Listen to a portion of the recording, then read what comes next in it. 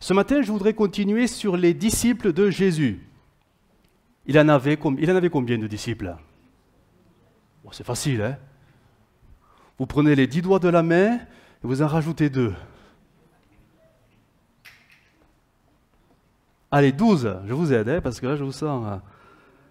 12, on en a vu 3. Thomas, dit le jumeau. On a vu Philippe et on a vu Jude. Et vous savez que Jude, ce n'est pas son prénom, hein? C'est Judas. C'est le cousin germain de Jésus ou le frère de Jésus. Bref, c'est un disciple. Mais après, on a du mal à le localiser correctement parce que la Bible n'est pas précise à ce sujet. Ce matin, on va voir un 4e disciple qui est très intéressant. Très intéressant parce que la Bible dit, mais vraiment pas grand-chose sur lui. Et pourtant, il a un rôle essentiel, voire primordial. Il est presque à l'origine de beaucoup de choses, mais la Bible passe en silence, finalement, sa place. Il a toujours été en second plan, en arrière-plan. Par contre, il avait un frère qui, lui, il prenait toute la place. Vous avez compris? Le Pierre. Mais on va parler du frère. André.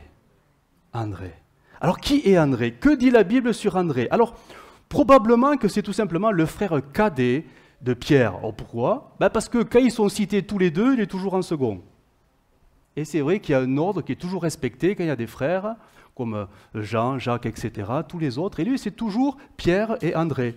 Jamais André et Pierre. Alors, probablement que c'est le frère cadet, le petit frère. On sait que son père s'appelait... En fait, c'est pas dit, mais c'est dit pour son frère. Alors, s'ils sont frères, ils ont le même père. Du moins, on l'espère. Fils de Jonas, tu es Simon, fils de Jonas, tu seras appelé Céphas.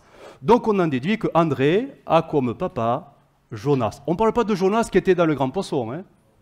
Ça va, hein, on arrive à situer les livres de la Bible. Hein. Seigneur. Son travail, que faisait-il de ses journées? Ah, on le sait.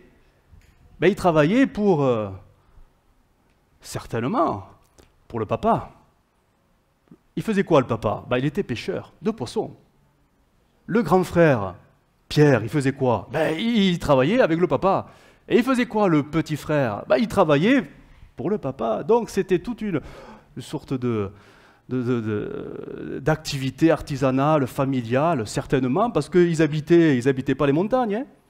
Ils habitaient au bord du lac de Tibériade, le lac de Galilée, et c'était quoi? C'était la zone, c'était que des villages de pêcheurs. Hein. Donc certainement, on en déduit que finalement, c'est là que Jésus les a trouvés, en train de pêcher. Qu'est-ce qu'on sait de lui? Ah, quelque chose de très intéressant. Il était, avant de suivre Jésus, il était disciple du cousin de Jésus. Ah, oh là, qui c'est? Jean-Baptiste. Jean le Baptiste. Il était disciple. Il était l'un des disciples. On en déduit que Philippe aussi était le deuxième disciple qui était avec André, mais il y en avait d'autres aussi. Mais la Bible ne parlera que de ces deux-là. D'autres disciples qui venaient d'ailleurs. Jean-Baptiste avait des disciples. On ne sait pas trop combien, mais l'histoire séculière nous rapporte que plusieurs le suivaient. On en reparlera. Mais en tout cas, pour André, c'est clairement dit, il suivait Jean-Baptiste avant de suivre Jésus. La tradition, quand je dis la tradition, je parle de la tradition religieuse, ecclésiale, catholique romaine, lui a donné un surnom qui est assez intéressant. Il est appelé le protoclète. Oh là, c'est quoi ça? C'est un extraterrestre? Non, c'est du grec. Alors, je rafraîchis votre grec. C'est-à-dire tout simplement le premier appelé, proto. Le premier appelé. Qui est le premier à suivre Jésus? Qui est le premier des disciples qui a osé aller voir Jésus? Qui est le premier disciple qui a dit, qui a reconnu, tu es le Messie? Souvent on retient, le frangin, l'extravagant Pierre. Oui, mais d'autres ont reconnu la messianité de Jésus bien avant Pierre. Mais c'est passé. en second plan. Ce n'est pas ouvertement déclaré, mais c'est écrit. Ben, c'est André. Et c'est parce que André a reconnu en Jésus le Messie qu'il a couru aller voir le grand frère. Nous avons trouvé, c'est-à-dire nous, moi et Philippe, nous avons trouvé le Messie. Donc, la tradition lui donnera ce surnom, le protoclète. Oh, c'est pas très joli comme surnom, mais bon, c'est quand même, voilà, ça veut tout dire. Il est le premier à suivre Jésus, parce qu'il a reconnu en lui le Messie. C'est vrai que l'Évangile, par contre, les Évangiles, s'attarderont absolument pas sur André. Mais quand Jésus appellera les 12, les Évangiles feront d'André, mais vraiment, en fait, il est ignoré. Les Évangiles diront: voici les noms des 12 apôtres, le premier apôtre, Simon-Pierre. Mais ce n'est pas le premier qui a reconnu la messianité de Jésus, c'est André. C'est étonnant, mais voilà, c'est comme ça que l'Évangile retranscrit cette histoire. Cette histoire entre deux frères, cette fratrie, deux frères, c'est particulier. Alors, il faudra avoir un frère pour le vivre, un ou plusieurs frères. Il y a toujours un dominant. Oui, je pense.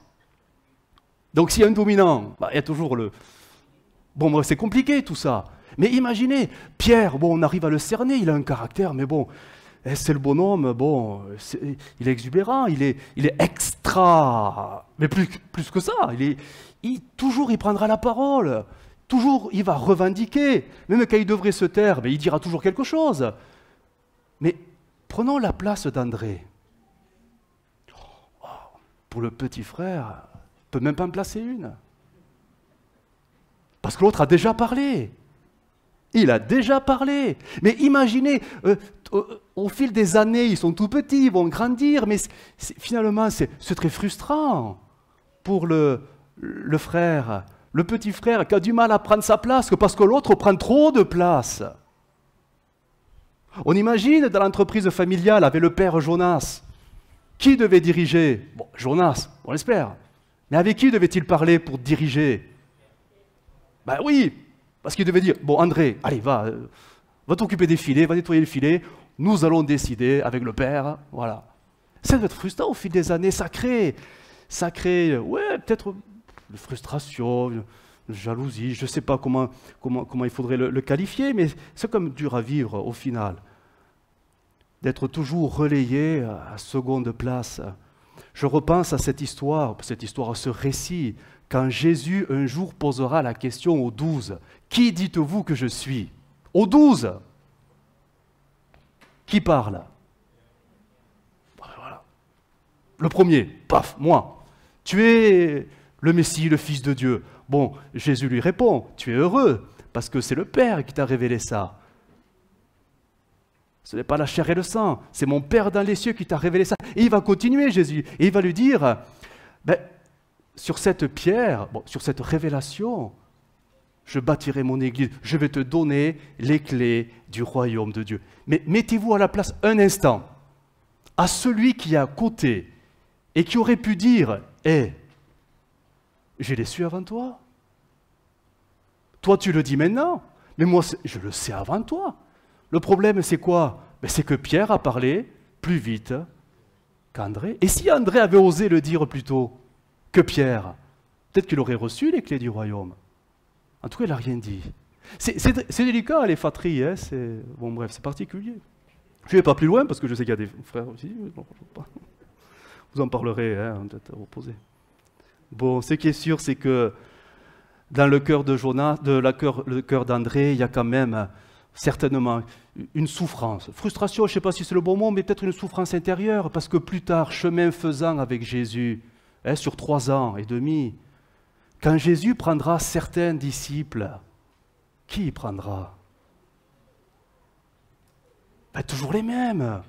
Quand ce fut la transfiguration, quand ce fut l'épisode de Gethsémane, et peut-être d'autres que j'ai oubliés, mais il prend toujours les mêmes. Pierre, Jean, Jacques. Et pourtant, celui qui a reconnu en premier qu'il était le Fils de Dieu, lui, il ne sera jamais pris. Ça va faire quelque chose quand même. Surtout quand quand il disait, mais c'est moi qui vous ai amené à Jésus quand même, hein? Pierre, oh Pierre, si tu crois, c'est parce que j'ai insisté, c'est moi qui t'ai amené au pied de Jésus. Et Jésus ne regarde plus André. Oh bien sûr, il l'aime, mais il va s'attarder sur ces trois-là, il va les former particulièrement, ils vont avoir des révélations particulières, les autres non. Quand on est dans le livre des Actes, alors on se dit, bon, Jésus est parti, peut-être l'équilibre va se retrouver. Ben, rien du tout. André, dans les Actes, il n'est plus. Mais vraiment plus. Hein. Il n'y a que deux personnages qui sortent du lot, Pierre, comme par hasard, hein, Pierre et Jean. Tous les autres passent, après ça sera Paul, etc., Timothée, etc. Mais tous les autres passent vraiment en second, troisième, quatrième, ils disparaissent complètement. Et regardez même comment le livre des Actes qualifie, alors, vous savez, dans la chambre haute, on sait qu'ils y étaient tous dans la chambre haute, mais regardez l'ordre qui est donné. C'est révélateur quand même. C'est Luc, hein, c'est Luc qui a écrit le livre des Actes, hein, l'évangile de Luc et le livre des Actes. Dans Acte 1,13, quand ils furent arrivés, ils montèrent dans la chambre haute où ils se tenaient d'ordinaire. C'était, deux points, ben oui, ben le Pierre, il est là. Ben Jean, ben forcément. Ben Jacques et André, 4e place. Ça devait quand même un peu serrer son cœur. Mais bon, il aimait le Seigneur de tout son cœur aussi.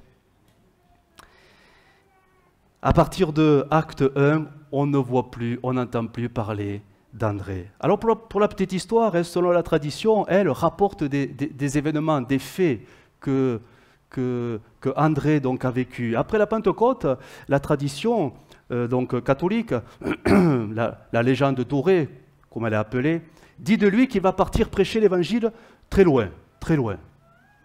Il ne va pas rester avec son frère. Il va comme s'affranchir de son frère. Alors il va partir où? Il va se centrer sur les Grecs. Il veut évangéliser les Grecs, les païens, c'est-à-dire les étrangers. Il va aller jusqu'à, et ça c'est l'actualité, pour vous donner un peu la distance, hein, parce qu'il n'y avait pas de bus, il n'y avait pas de train, il n'y avait rien. Hein. Il va aller jusqu'en Ukraine, à Kiev. Il va prêcher là-bas. Il va ouvrir des églises là-bas. Ça va être l'orthodoxie.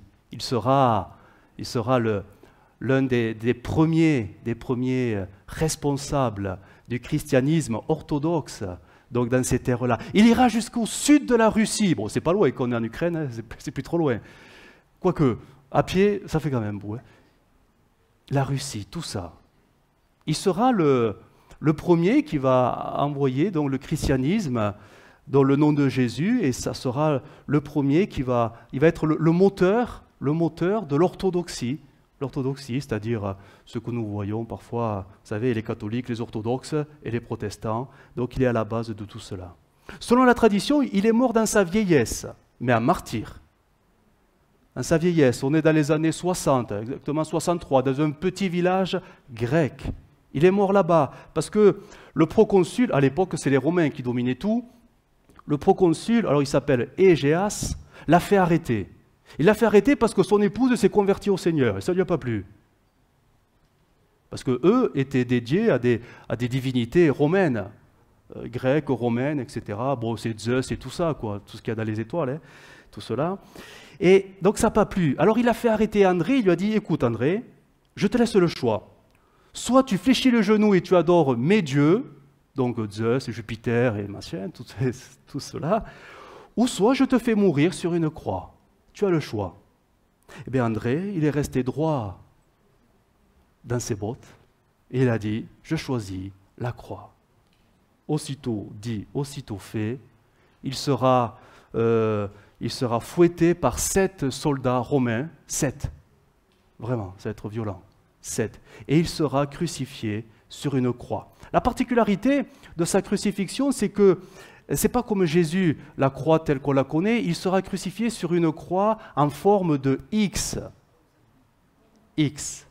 Et ça deviendra plus tard, au niveau du Moyen-Âge, la croix de Saint-André. Vous savez à quoi elle ressemble, la croix de Saint-André? Elle fait de X, tout simplement. Est-ce qu'on peut mettre la diapo? Voilà, le drapeau de l'Écosse. typiquement la croix Saint-André. Voilà à quoi il ressemble. C'est très simple, hein, parce qu'il est mort sur une croix qui n'est pas telle qu'on le... Voilà, comme ça, mais une croix à X. Il a voulu être crucifié, du moins attaché sur une croix à X, et il dira la tête en bas. Je ne suis pas digne de mourir sur une croix comme Jésus, mon maître. Mettez-moi la tête en bas. Alors ils vont l'attacher, pas crucifié avec des clous, ils vont l'attacher, les pieds, les mains, et il va rester là pendant plusieurs jours. Mais pendant plusieurs jours, vous savez ce qu'il va faire? Alors qu'il est souffrant, il a été fouetté par 7 soldats, il est en sang, hein. Il va prêcher. Il va prêcher à ses bourreaux, qui seront là, les Romains, qui sont toujours là. Il va prêcher aux foules, parce que ça tire toujours des foules. Et il va rester plusieurs jours comme ça. 2 jours. 2 jours. À tel point que le cœur des gens va être ému et touché par la prédication d'André. À tel point que la foule va demander donc au proconsul, il faut le libérer. Cet homme est bon, il faut le libérer. Il ne peut pas mourir comme ça. Mais le proconsul, il va là, ok d'accord, on le libère. Sauf que, quand il va donner l'ordre, bon c'est la tradition, hein, quand il va donner l'ordre de le libérer, une grande lumière va être sur la croix. Mais une lumière, vous savez, un peu du style sol de Tarse. Tellement éblouissante que quand les soldats ont voulu le délier, le détacher, ils ne pourront plus approcher de la croix, tellement c'était éblouissant. Ça durera une demi-heure. Après, la lumière partira, et là, il mourra. Il n'aura jamais été détaché de la croix, alors que l'ordre avait été donné de le détacher. C'est la tradition qui raconte cela. Voilà, on ne va pas trop s'attarder. La tradition a fait de Pierre, vous savez, c'est la tradition, hein, le premier pape, l'Église romaine, l'Église occidentale catholique, premier pape, mais la tradition aussi a fait d'André le premier appelé, protoclète, c'est-à-dire celui qui est à la base de l'Église, pas romaine, mais grecque, Constantinople, donc l'Église orthodoxe. Ça, c'est pour l'histoire. Mais revenons à André et revenons aux évangiles.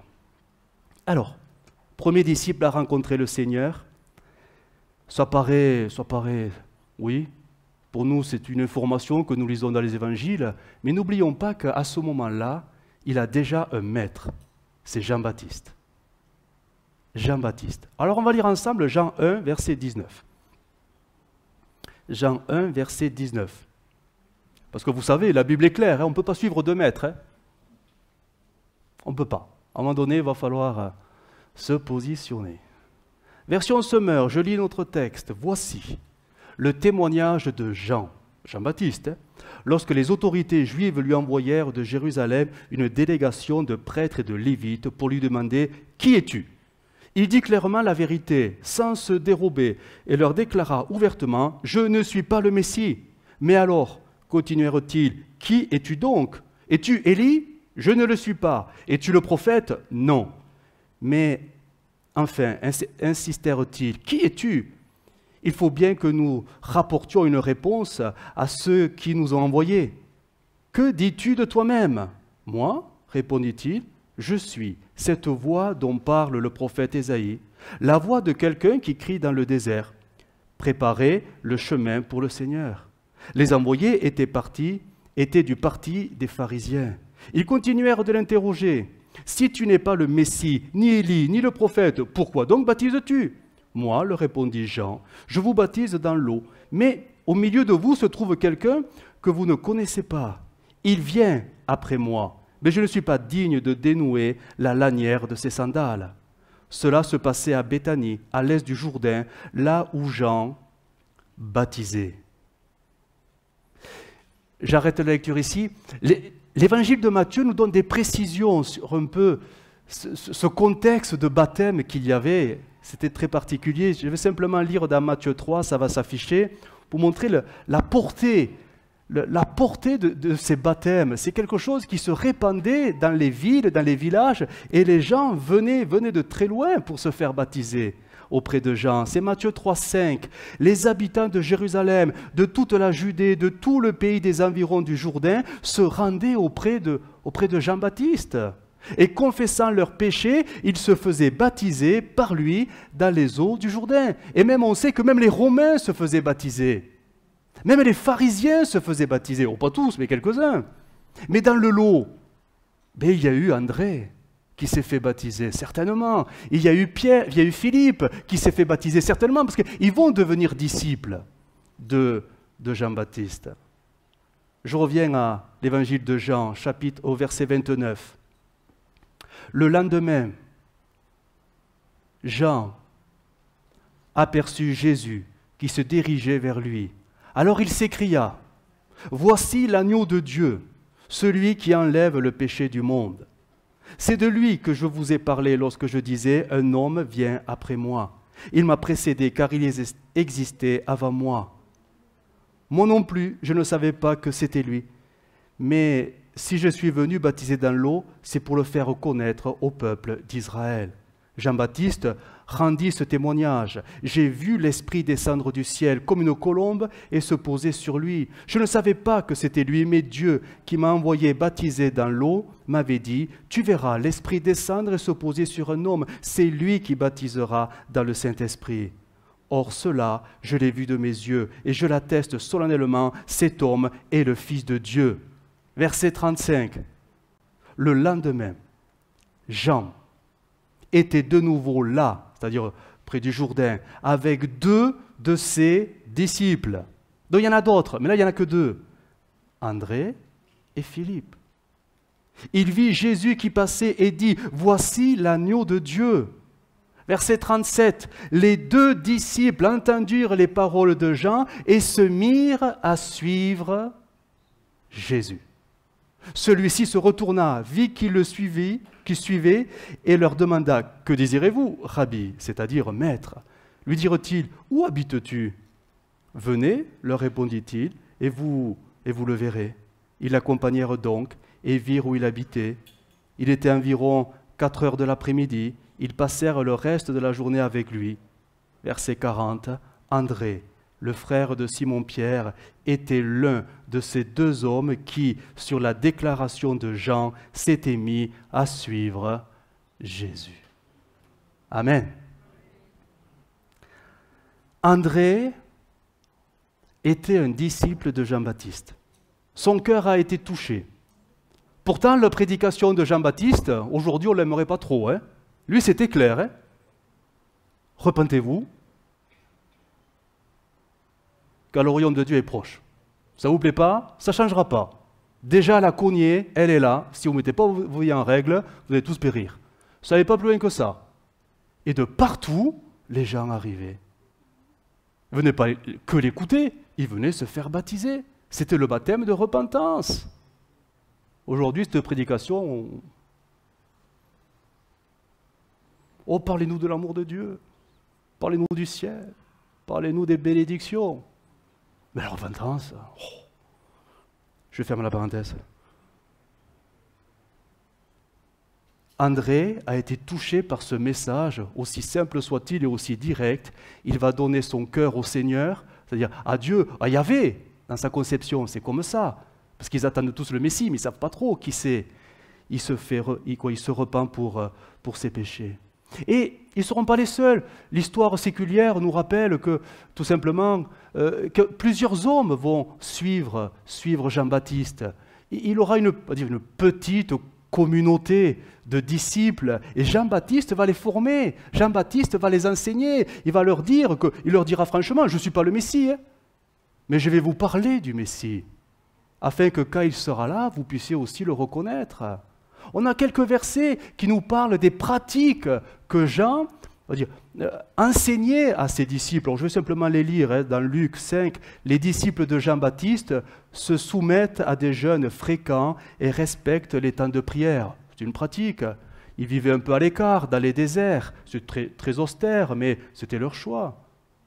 Dans Luc 11, il est dit, quand les disciples vont demander à Jésus, « Seigneur, enseigne-nous à prier comme Jean-Baptiste l'a enseigné à ses propres disciples. » Donc, on retrouve cette formation.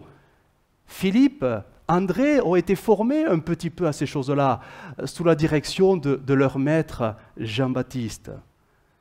Mais quand Jean-Baptiste déclarera ouvertement et devant tout le monde, « Voici l'agneau de Dieu qui ôte le péché du monde », il est là, il est en train de passer.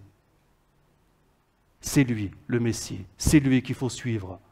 De tous ceux qui suivaient Jean-Baptiste, les évangiles nous disent que deux suivront Jésus.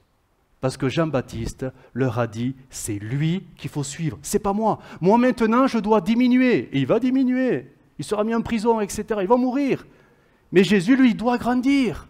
Donc les disciples de Jean ont un choix à faire. Et nous savons, alors, il faut chercher un peu dans l'histoire, que tous les disciples de Jean n'accepteront pas de suivre Jésus. Certains vont s'accrocher à Jean-Baptiste. Pourtant, on imagine Jean leur dire, mais ne me suivez pas, c'est pas moi le Messie. Mais ils resteront avec Jean. Mais André et Philippe laisseront Jean-Baptiste poursuivre Jésus. Ils ont fait le bon choix. Ils ont fait le bon choix. Ce changement de maître, ça n'a pas dû être simple, parce qu'on ne sait pas trop combien de temps André a suivi Jean-Baptiste, on ne sait pas, on n'a pas toutes ces informations. Mais bon, certainement qu'il s'est créé des liens, forcément. Et là, du jour au lendemain, André décide de couper. De couper. Jean, c'est plus toi mon maître. Tu m'as montré qu'il fallait suivre, j'ai compris, maintenant je suis le maître, le Messie, Jésus. Et je crois que ce changement radical a pour nous, certainement ce matin, plusieurs sources d'enseignement. Posons-nous la question. Suis-je vraiment, je le prends pour moi, mais bon, prenez-le pour vous, suis-je vraiment en train de suivre le bon maître ? Je sais que vous allez dire oui, forcément, mais on va essayer de clarifier les choses. Parce qu'on peut être persuadé de suivre Jésus et pourtant pas trop réaliser que ce n'est pas trop Jésus qu'on suit, mais quelque chose qui ressemble à Jésus. André, Philippe et tous les autres disciples suivaient l'homme de Dieu. Un homme de Dieu remarquable, Jean-Baptiste. Il y avait quelque chose d'extraordinaire chez cet homme. C'est vrai, il n'a fait aucun miracle. Mais sa prédication, elle était catégorique, elle était claire. Des foules se convertissaient, des foules se repentaient. Il y avait quelque chose de Dieu et tout le monde le sentait bien. Et c'est pour ça qu'ils l'ont suivi. Mais suivait-il le Messie ? Non. Eux feront le bon choix de suivre Jésus quand il se présentera. Mais les autres, ils ont suivi l'homme de Dieu, mais ils n'ont pas suivi Dieu. Et ça fait réfléchir. Qui suis-je en train de suivre ? Moi qui vis ma vie chrétienne. Suis-je en train de suivre le bon maître ou un autre maître ? C'est important, parfois, de se poser quelques questions. Je crois que les réponses, elles peuvent être assez simples. Vous savez, on se connaît un peu quand même, mais quand on se regarde, quand on regarde nos vies, je ne dis pas analyser nos vies, mais vous savez, on reconnaît un arbre à quoi ? À la couleur de ses feuilles ? Certainement pas. À la grosseur du tronc ? Certainement pas. Mais aux fruits. Et je crois que l'état de notre vie chrétienne ne peut que refléter qui nous suivons réellement. Je m'explique. Si nous marchons vraiment, notre vie chrétienne, si nous marchons vraiment derrière le prince de la vie, qu'est-ce qui va en découler sur nous ? Oui, la vie, sa vie. Si je marche vraiment, mais vraiment marcher attaché, je fais qu'un. Si je m'attache réellement, si je suis réellement le prince de la paix, mais qu'est-ce qui va rejaillir sur moi ? Sa paix ? Forcément, on fait qu'un. Oui, ça va ? Oui. Continuez, pasteur, ça nous intéresse. Ok. Si nous marchons derrière Jésus, comme nous l'appelons dans certains chants, le Dieu de victoire. Qu'est-ce qui va arriver dans ma vie ? Je vais vivre sa victoire. Pourquoi ? Parce que je fais qu'un avec lui. Ah. Si je marche derrière celui que la Bible qualifiera amour, je suis amour. Mais qu'est-ce que je vais recevoir naturellement? Son amour. Ah, je vais aimer tout le monde. Ça, c'est un miracle, hein? Bon, je vais plus loin. Si nous marchons derrière celui que la Bible qualifie le saint, alors qu'est-ce qui va se passer dans ma vie? Je vais recevoir de sa sainteté? Ben, immanquablement, si je fais qu'un. Si je fais qu'un, je peux recevoir que ce qu'il est. Si je marche derrière celui que la Bible va qualifier d'un feu dévorant, d'un feu ardent, il va se passer quoi dans ma vie chrétienne? Mais ça va rejaillir sur moi. Ma vie sera enflammée, zélée pour le Maître, parce que je le suis de trop près. Bon, pas assez près, mais de près. Vous voyez ce que je veux dire? Plus je suis près de Jésus, plus Jésus va me communiquer ce qu'il est. Ben, immanquablement. Non? Oui? Oui, je sais que ça met mal à l'aise peut-être. Mais bon, la Bible est claire. Hein? Si je marche derrière Jésus, immanquablement, je vais devenir comme lui. C'est-à-dire, à chaque pas, je vais ressembler de plus en plus à son image. Donc, si je ressemble de plus en plus à son image, donc ça veut dire qu'au contact de Jésus, je change. Mon caractère change. Autrefois, il était. Aujourd'hui, il est spirituel. Caractère, attitude, comportement. Bref, je suis transformé de pas en pas en marchant derrière Jésus, toujours plus près de lui. La marche avec Jésus doit avoir des effets sur nous.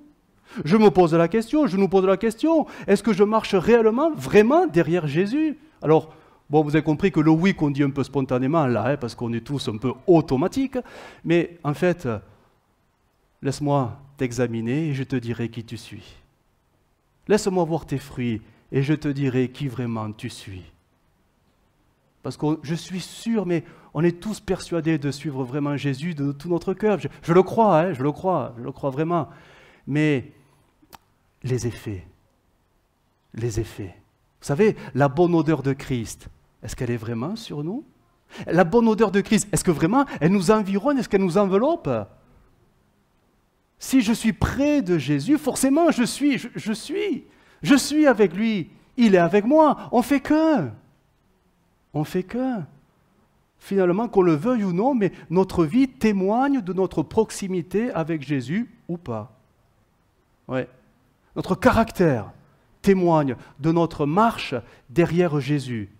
Immanquablement.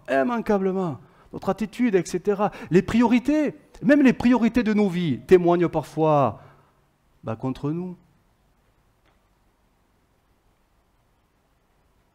Qui suis-je réellement en train de suivre? Je voudrais voir alors, rapidement, hein, parce que ça va trop vite l'horloge. Hein. Je vais faire comme Josué, je vais prier pour que le soleil s'arrête un instant. 3 heures, moi il me faut 3 heures, ça m'irait bien. Mais rapidement, voir avec vous quelques faux maîtres. Je ne dis pas qu'ils sont mauvais, je dis qu'ils sont faux. Dans le sens, s'ils sont faux, ils ne sont pas vrais. Et nous savons que le vrai, la vérité, c'est Jésus. Le premier, alors faux maître qu'on pourrait suivre, vous allez voir, et ce n'est pas forcément méchant, hein, parce que c'est le pasteur. Il y a des pasteurs ici? Témoin. Eh bien oui, mais bien sûr, on peut venir à l'église, oui, pour le pasteur. Ah, ça vous choque peut-être, hein? Oh non, pas qu'on a fait du pasteur un dieu, mais non, certainement pas, c'est qu'un homme, mais on peut tellement s'attacher à l'homme de Dieu que ça nous a détournés du Christ. Quand l'homme de Dieu devient dans les cœurs, ce n'est pas la faute de l'homme de Dieu. Sinon ce serait un gourou. Si c'était volontaire, là c'est grave. Hein. Mais dans nos cœurs, dans les cœurs des chrétiens, il peut parfois se développer une forme d'attachement. D'attachement qui à la base peut paraître communion fraternelle, mais qui peut prendre de l'ampleur, trop d'ampleur. Trop d'ampleur, à tel point on peut devenir, ben oui, ça va vous choquer, mais dépendant du pasteur. Dès que va m'arriver une situation, une bricole, de suite, en fait, j'ai besoin de demander l'avis du pasteur. Parce que j'ai peur de me tromper. Alors qu'il faudrait demander l'avis de qui en premier? Du bon maître. Mais quand l'avis du pasteur passe avant,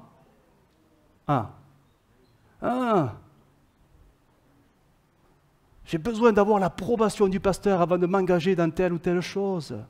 J'ai besoin que le pasteur me sourie au culte, sinon je ne suis pas bien. Ça vous fait rire, hein? J'ai besoin que le pasteur me dise bonjour, sinon je ne suis pas bien. Ça fait rire tout ça, mais rigolez pas quand même. Hein? Vous savez quand on fait des appels, si ce n'est pas le pasteur qui pose ses mains sur moi, ça n'ira pas. Hein? Les anciens, non, ne m'approchez pas, je veux le pasteur. Terrible. Mais les gens ne font pas mal, c'est l'attachement qui prend, l'émotionnel, les sentiments, ça prend trop d'ampleur, et le pasteur, il devient presque le maître à penser.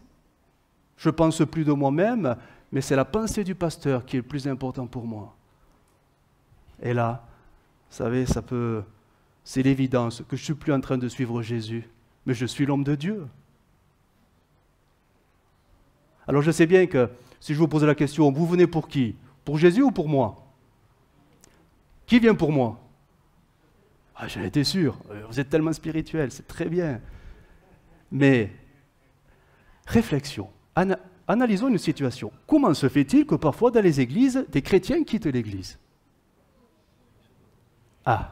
Bon, déménagement, ok, on comprend, bien sûr. Mais bien souvent, les chrétiens quittent les églises parce qu'ils sont mécontents. Mécontents de qui? De Jésus? Certainement pas, Jésus ne déçoit pas. Mais déception pastorale.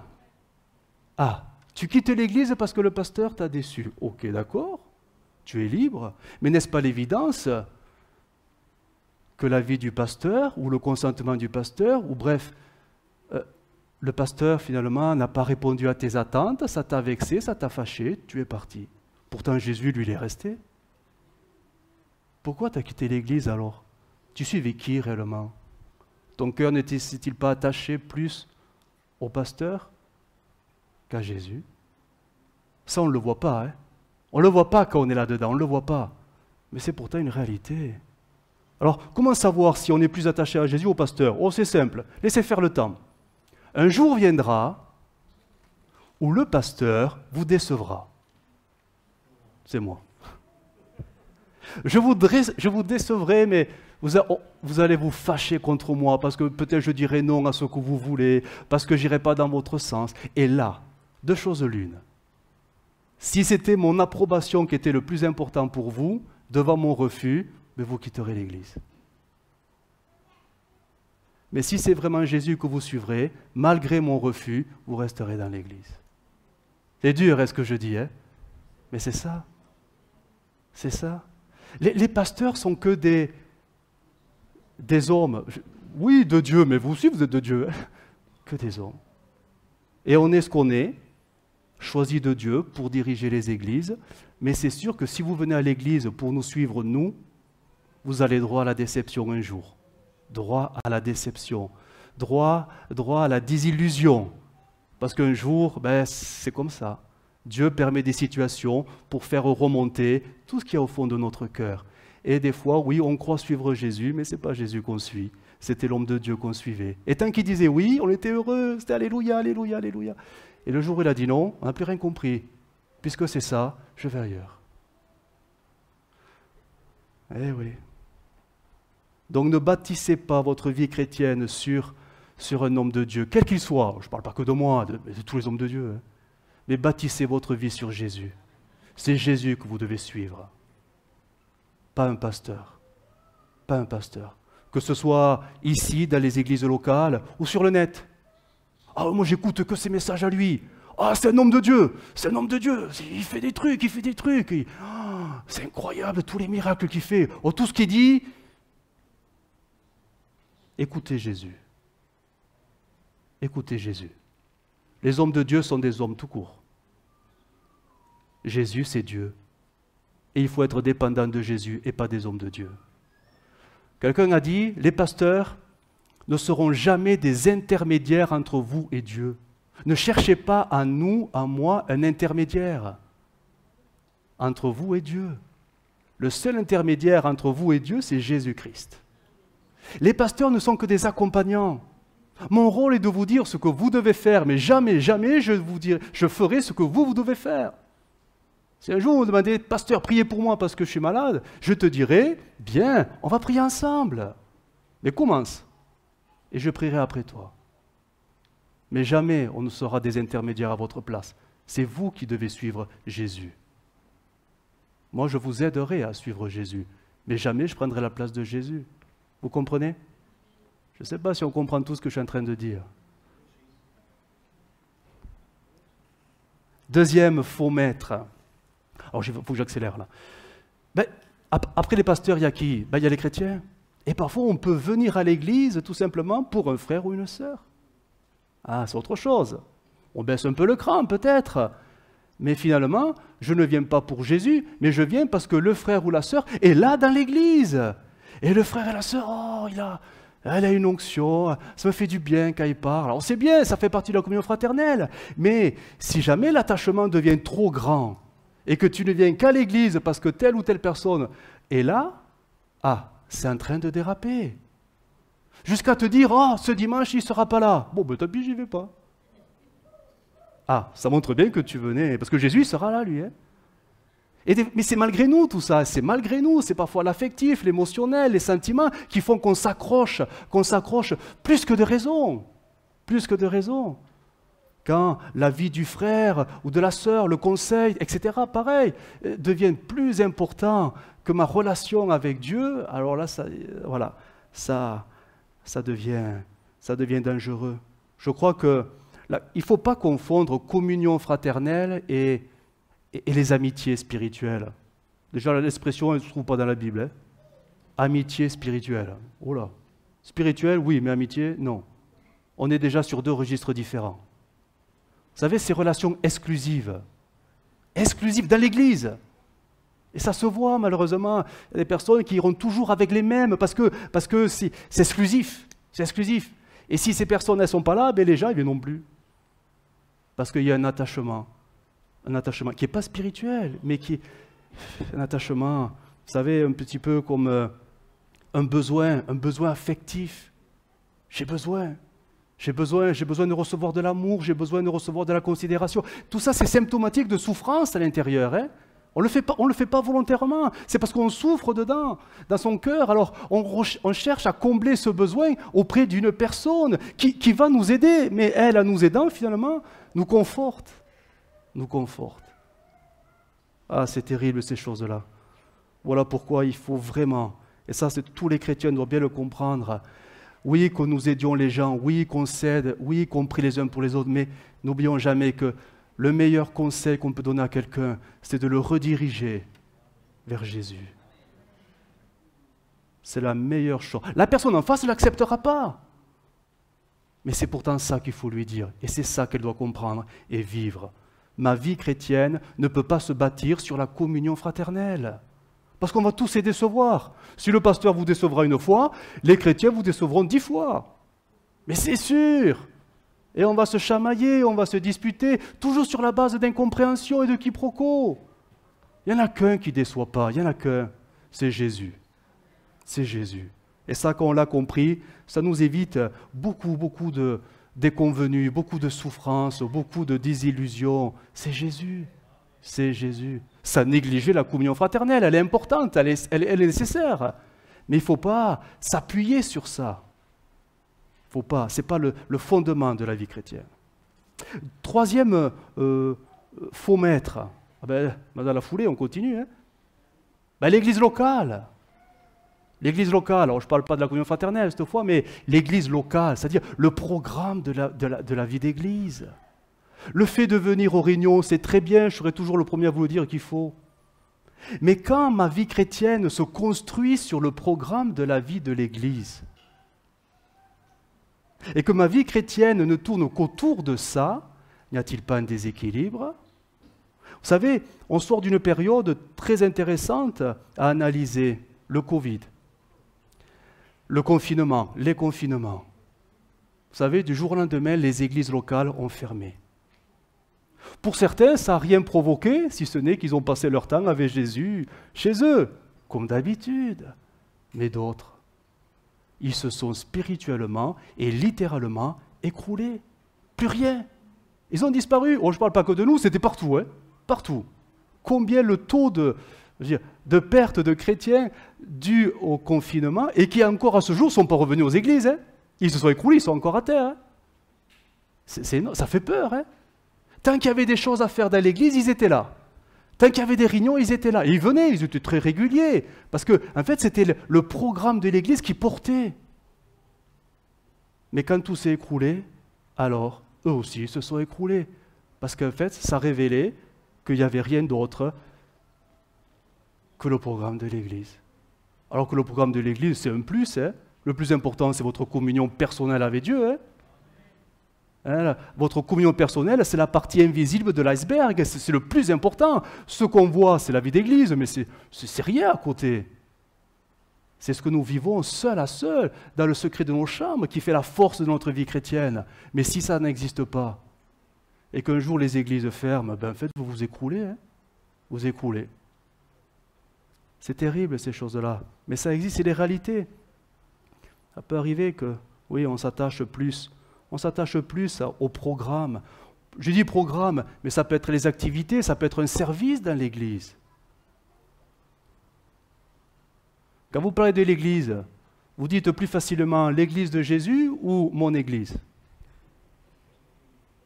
Quand vous parlez du travail que vous faites pour le Seigneur, vous parlez de quoi? De mon service ou du service pour Dieu? Oh, je vais loin. Oh, pasteur, vous embêtez, c'est la rentrée, on y va cool. Hein? Ah, des fois, on s'approprie les choses. Hein? Et c'est révélateur, parce qu'après, il suffit qu'un jour, le pasteur, il vous déçoit en vous disant, bon, ton activité, tu vas là, on va la stopper un peu. Hein? Ouais, puisque c'est ça, je m'en vais. Ok, c'est là-bas. Vous voyez, des fois, on peut tellement s'accrocher à son église qu'on s'est approprié même à l'activité de l'église. Et on oubliait qu'on servait le Seigneur, mais en fait, on se servait soi-même. Ah, c'est terrible ces choses. C'est malgré nous, hein. C'est malgré nous. Personne ne le fait sciemment. Mais ça montre bien que des fois, c'est plus le Seigneur qu'on suit. On suit son Église. On suit son service. On suit son activité. Je continue, parce que je n'ai pas fini. 4e. On peut même en arriver à suivre, tout simplement, mais vraiment tout simplement, sa propre vie, au lieu de suivre Jésus. Vous savez, Jésus, il a été très clair là-dessus. Hein. Celui qui ne renonce pas à sa propre vie ne peut pas me suivre. Hein. Il ne pourra pas me suivre. Celui qui n'est pas prêt à abandonner sa propre vie, il n'aura pas la vie éternelle. S'il ne renonce pas à sa vie, il ne peut pas porter la croix et me suivre tous les jours. Ça veut dire quoi ça? Ça veut dire que parfois des chrétiens, peuvent venir même au culte, aux réunions, à l'église, mais au fond de leur cœur, ce n'est pas Jésus qu'ils suivent. Ils suivent leur vie. Leur priorité, c'est leur vie. Leur priorité, ça va être leur envie. Leur priorité, ça va être leur intérêt, ce qui leur plaît, leurs besoins. C'est ça qu'ils suivent en premier. En fait, ils viennent à l'église pour que ça soit pourvu par Dieu. Seigneur, occupe-toi de ma vie. Tu vois, je viens à l'église et je prie et je lis la Bible. Tu vois, maintenant, occupe-toi de ma vie. Mais en fait, il n'y a pas un réel abandon de sa vie. Parce que quand réellement on abandonne sa vie, vous savez, le signe, il est évident. Hein? Ce sont les intérêts de Jésus qui passent en premier. Immanquablement.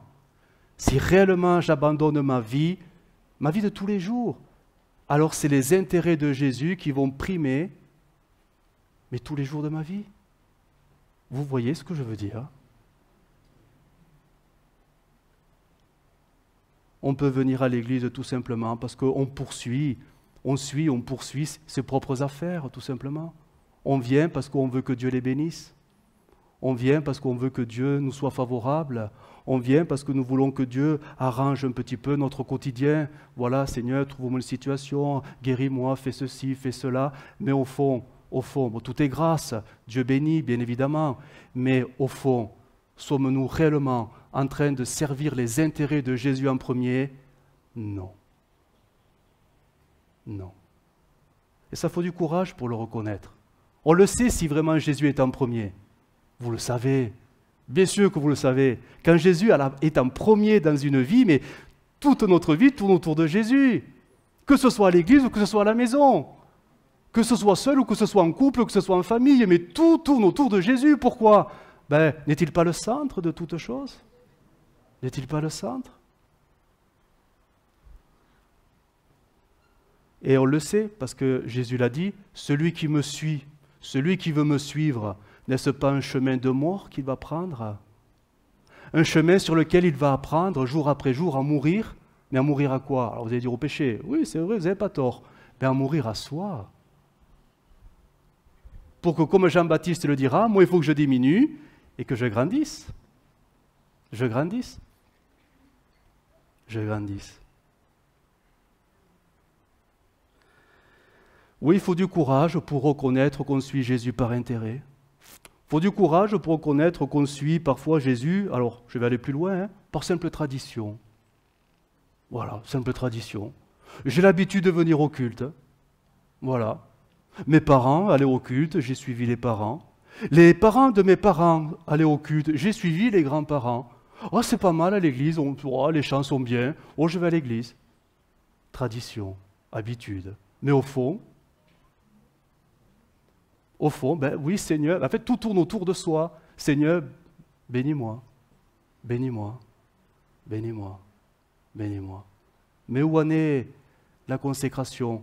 Où en est l'investissement? Où en est l'engagement? Où en est les fruits de l'amour à soi?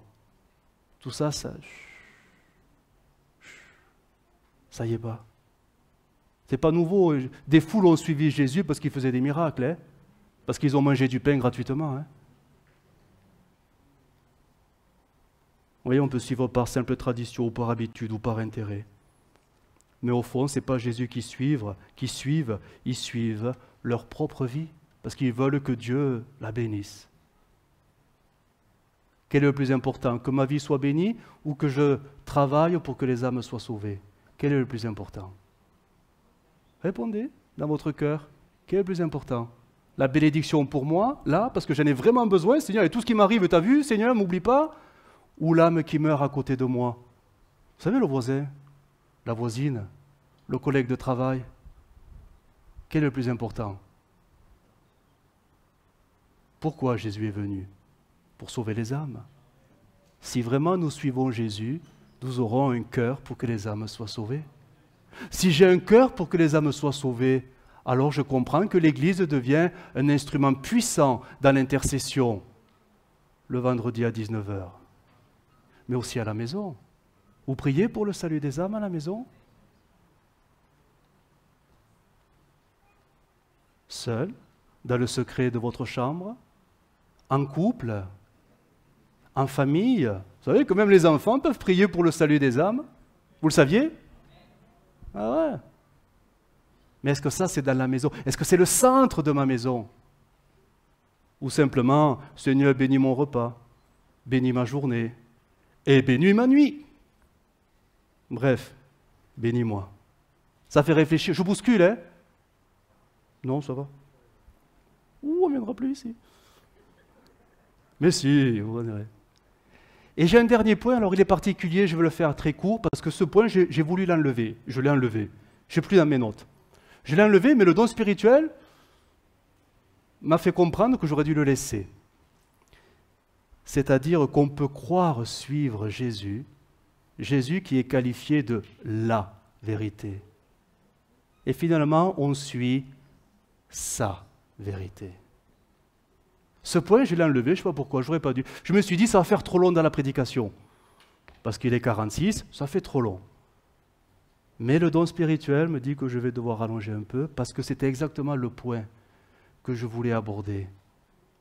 C'est-à-dire que nous pouvons parfois, au lieu de sonder les Écritures et de se nourrir des Écritures, champignons comestibles, nous nourrir de quantité d'autres champignons toxiques que nous trouvons ailleurs que dans l'Écriture, pour ne pas citer Internet. Parfois, nous pouvons regarder, écouter quantité de messages qui vous parleront de Jésus, mais qui n'a rien à voir avec l'évangile de Christ. Et ça, le Saint-Esprit nous a dit qu'il fallait arrêter, parce que c'était des champignons toxiques. Quel est le plus important? La vérité de Dieu, qui est dans les Écritures, et je la découvrirai comment? Pas en allant sur Internet, mais en lisant l'Écriture. Vous allez voir, le Saint-Esprit va vous éclairer. Mais si je passe plus de temps les yeux sur Internet, sur les sites qui parlent de quantité d'autres choses, et que moi je reçois ça comme étant la vérité, parce qu'on n'a pas tous forcément le bon discernement, certains l'ont et tant mieux, certains savent distinguer les champignons toxiques et les champignons comestibles, c'est très bien, ils arrivent à trier les choses, mais est-ce qu'on est tous capables de faire ça? Non, non. Il suffit qu'on croie que, ah oui, c'est un pasteur, un homme de Dieu, il fait des miracles. Ah ben c'est forcément de Dieu. Mais non, c'est faux. Ce qu'il va falloir analyser, c'est le contenu du message. Ce n'est pas la carte de visite du bonhomme, c'est le contenu de son message. Est-ce que c'est conforme à l'Écriture? Est-ce que ce qu'il dit, c'est vraiment ce que dit l'Écriture? Oui, mais si tu ne connais pas l'Écriture, comment peux-tu savoir si c'est vrai? Et là, on se met en danger parce qu'en fait, on marche sur des terrains où il y a plein de champignons. Oh, ils sont tous beaux. Mais si tu les goûtes, tu peux mourir. C'est-à-dire, tu vas tuer la vérité de Dieu qui est en toi. Tu vas la tuer et tu vas te nourrir de mensonges qui ressemblent à la vérité. Mais ce n'est pas la vérité. C'est terrible, hein? Vous savez, il y a un phénomène, il est très particulier, on l'a tous vécu, c'est les paroles Réma et Logos. Vous connaissez ce principe du Logos, Réma? C'est vrai, mais c'est très dangereux. Parce que parfois, on peut être touché dans son cœur, alors on va dire « Ah, c'est un Réma ». Mais vous savez que, en fait, quand on est touché dans son cœur, oui, le Saint-Esprit peut le faire, mais des fois, on est touché parce qu'on est pris dans sa vérité. Et tout simplement, on est touché parce qu'on entend quelque chose qui nous conforte dans notre idée, opinion, dans ce que nous pensions. Le message nous rassure parce que ça va dans mon sens. Alors on se dit, oh, mais c'est un réma. Ben non, ce n'est pas un réma. C'est que le bonhomme, il est en train de te conforter dans le mensonge. Lis la Bible. C'est la Bible qui doit te conforter. Ce n'est pas les prédications des uns et des autres. Les Béréens avaient compris qu'il fallait vérifier. Mais même mes messages, vous pouvez les vérifier, ça ne pose pas de problème. Mais il faut tout vérifier, parce que nous sommes dans la fin des temps. Et c'est clair qu'il y aura quantité de fausses doctrines qui vont émerger. Mais émerger où? Dans le monde? Mais bien sûr que non, dans l'Église.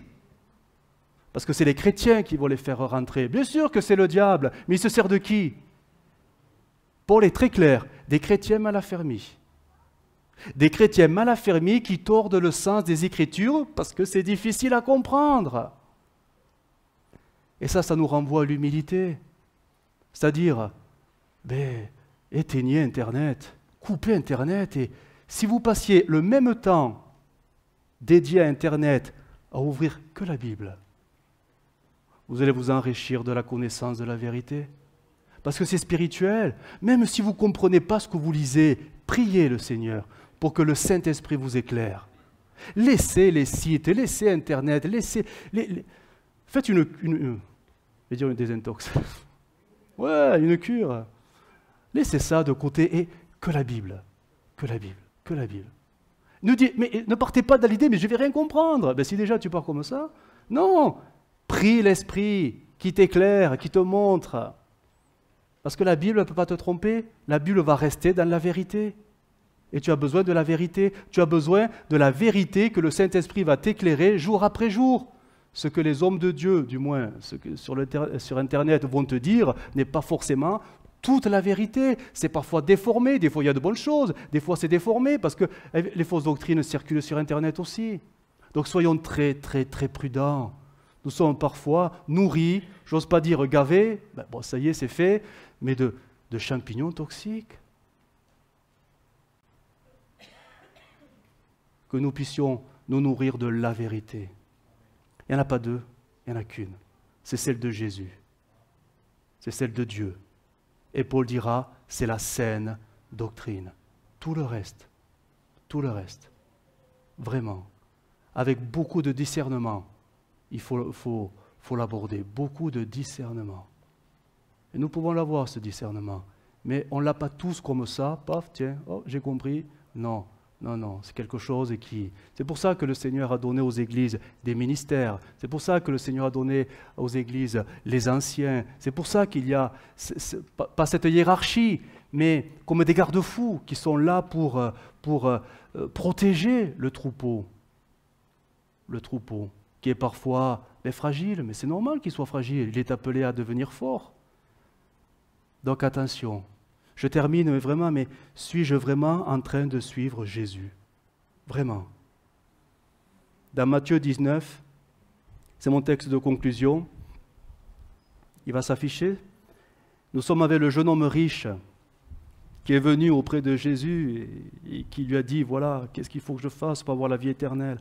Alors il va lui dire, voilà, j'ai obéi au commandement, tout ça. Et à un moment donné, Jésus lui dit, si tu veux être parfait. Parfait ne veut pas dire sans défaut. Le grec traduit l'idée d'accompli. D'accompli. Complet.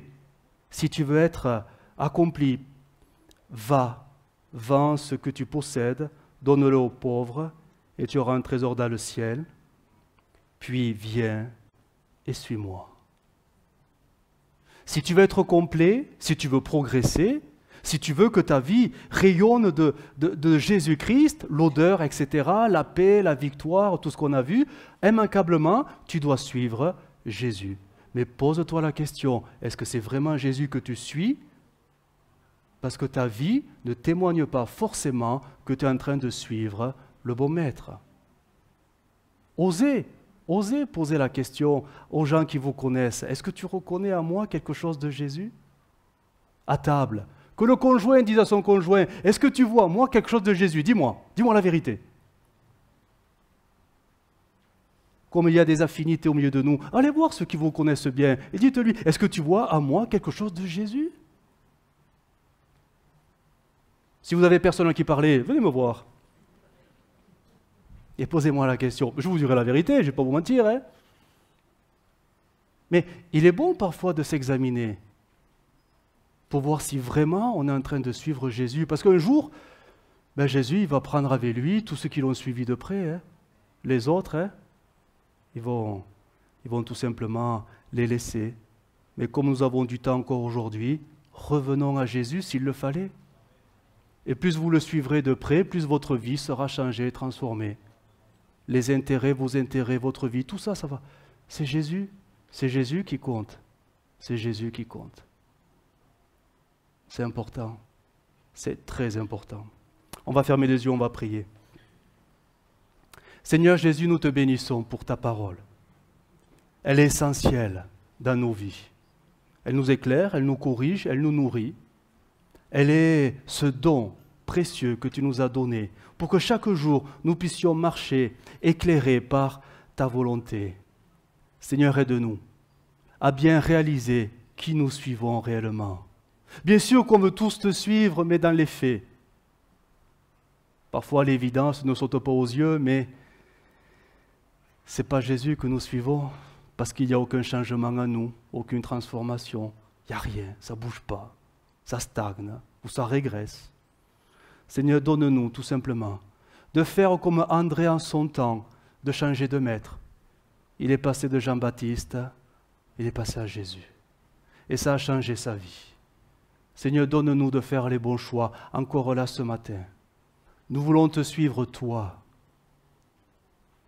afin que nos vies changent et elles deviennent comme toi. Aide-nous, Jésus, à examiner nos pas pour savoir où nous en sommes réellement. Parce que tu reviens très bientôt. Très bientôt. Amen.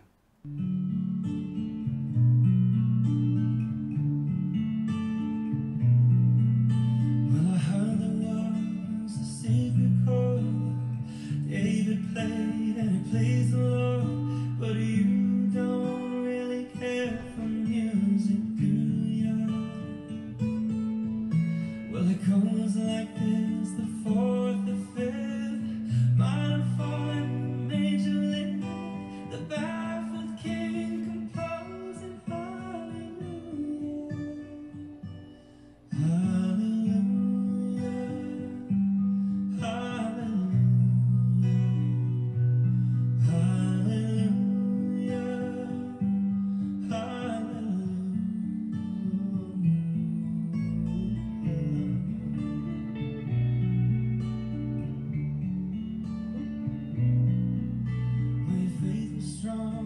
you needed proof. You saw her bathing on the roof, her beauty in the moonlight overthrew you. She tied you to her kitchen chair, she broke your